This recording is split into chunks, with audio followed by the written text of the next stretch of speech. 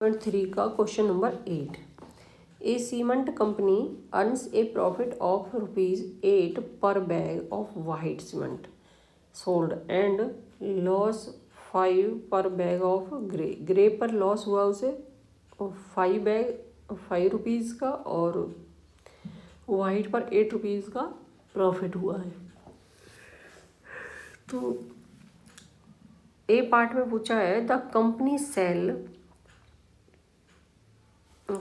Cell 3000 bag of white cement and 5000 bag of grey cement in a month. What its profit और loss. तो यहाँ पर लिखेंगे white cement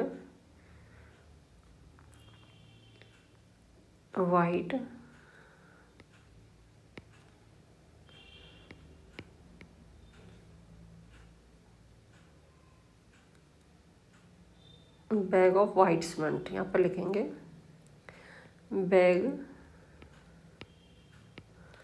of white cement. तो white cement के उसने कितने बैग बेचे हैं? 3000 बैग। और ग्रे सीमेंट के 5000 बैग्स ऑफ ग्रे सीमेंट 5000। अब ये कह रहा है कि उसको लॉस हुआ या प्रॉफिट। तो इसने जो वाइट सीमेंट के बेचे हैं इस पे तो उसे प्रॉफिट हुआ है, तो इसको लिखेंगे प्रॉफिट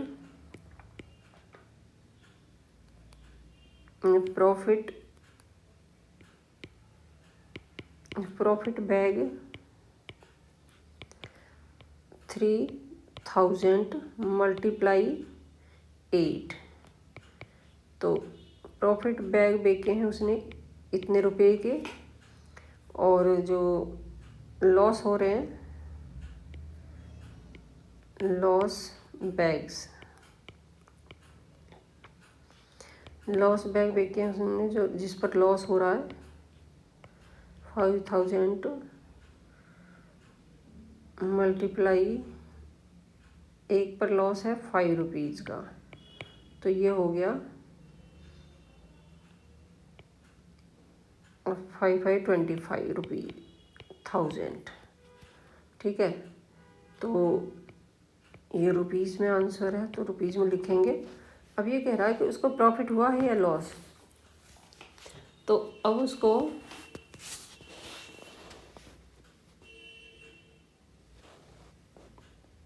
प्रॉफिट बैग थे इतने, प्रॉफिट हुआ इतने का, तो यहाँ लिखेंगे प्रॉफिट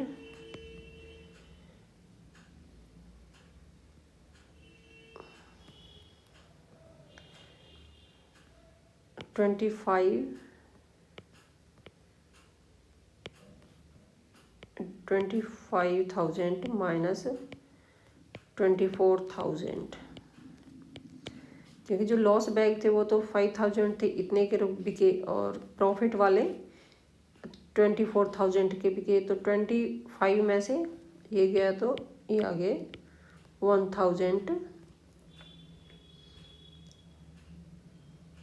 1000 रुपीज़। तो हमारा ये आंसर आएगा ए का लॉस ऑफ ₹1000। सेकंड पार्ट करते हैं इसका। What is the number of white cement bag it must be sell to have neither profit nor loss if the number of grey bag sold is. तो सबसे पहले जो grey bag हैं वो कितने हुए हैं, ये निकालेंगे हम ग्रे बैग्स। तो ग्रे बैग सोल्ड हुए हैं 1,6400। तो ग्रे बैग जो हमारे सोल्ड हुए हैं, तो ग्रे बैग पर हमारा 2 जो ग्रे बैग पे है 5 का लॉस है। ठीक है, तो इसको हम निकालेंगे ग्रे बैग। तो ये आ जाएगा 6.4 मल्टीप्लाई 5, तो 500 5 4 द 20, 5 6 द 30 और 2 32। तो ये हमारा इतने रुपीज़ के ये ग्रे बैग का लॉस हुआ है। तो हम कितने प्रॉफिट करेंगे? तो इसको हम 80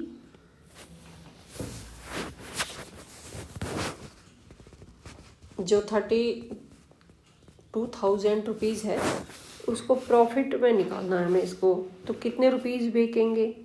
तो प्रॉफिट बैग 1 प्रॉफिट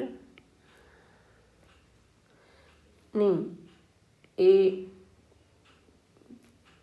प्रॉफिट